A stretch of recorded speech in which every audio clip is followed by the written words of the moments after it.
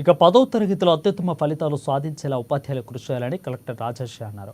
పట్టణంలోని స్థానిక ప్రభుత్వ బాలిక మందిర పాఠశాలలో 10వ తరగతి ఇంగ్లీష్ సబ్జెక్టు కాంప్లెక్స్ మీటింగ్కు హాజరై పర్యవేక్షించారు. ఈ సందర్భంగా పలు సూచనలు చేసి ఫలితాల సాధన కోసం చేపట్టాల్సిన కార్యాచరణకు దిశానిర్దేశం చేశారు. 10వ తరగతి ఇంగ్లీషు బోధిస్తున్న వారు హాజరై రిసోర్స్ పర్సన్స్ గురించి గుర్తించి వాటిని బోధించే విధానంపై వివరించారు. ఇదివరకే ఎస్ఏ ఎగ్జామ్స్ నిర్వహించడం జరిగిందని, దాంట్లో రిజల్ట్ ప్రకారం పిల్లలను ఏబీసీ విభాగాలుగా గుర్తించి వచ్చే 4 నెలల పాటు ఉదయం సాయంత్రం స్పెషల్ క్లాసులు నిర్వహించనున్నట్లు తెలిపారు.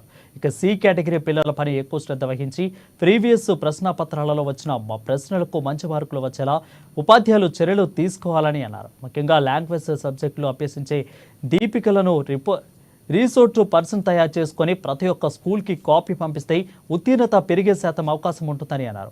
మరో 4 నెలల సమయం మాత్రమే ఉందని, పిల్లల తల్లిదండ్రులు వారిని పాఠశాలలకు తప్పకుండా పంపాలని అన్నారు. పిల్లల మంచిగా చదివి మంచి మార్కులు తెచ్చుకుంటే భవిష్యత్తులో రాణించడానికి అవకాశం ఉంటుందని అన్నారు. ఈరోజు గవర్నమెంట్ హై స్కూల్ బాలక్ మందిర్లో ఏవైతే మనం ఎస్ఎస్సి అంటే రాబోయే ఏవైతే 10th ఎగ్జామ్స్ ఉన్నాయో దానికి సంబంధించిన ప్రత్యేకంగా కాంప్లెక్స్ మీటింగ్ ఈరోజు అక్కడ ఉన్న కాంప్లెక్స్ టీచర్స్తో ఇంటరాక్ట్ చేయడం జరిగింది. సో ఇక్కడ ఇంగ్లీష్ కాంప్లెక్స్ మీటింగ్ ఈరోజు జరుగుతూ ఉంది. దాంట్లో మేజర్గా అందరూ ఇంగ్లీష్ సబ్జెక్ట్ టీచర్స్ ఎవరైతే 10th క్లాస్లో చెప్తున్నారో వారు అందరూ కూడా ఈరోజు హాజరయ్యారు.